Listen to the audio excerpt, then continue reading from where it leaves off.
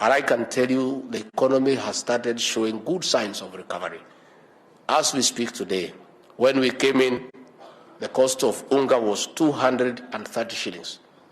We have progressively, through good thinking and planning, without any subsidy, brought the cost down to 190, to 180, to 170, to 160.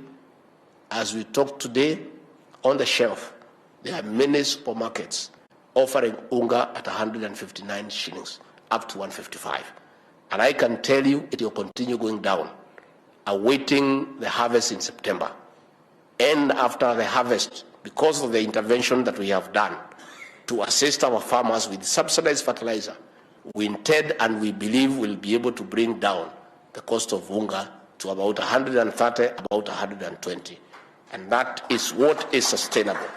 Because the president, in his wisdom, with proper advice from economists, decided that you cannot subsidize consumption. It's not sustainable, it is foolish, it cannot work.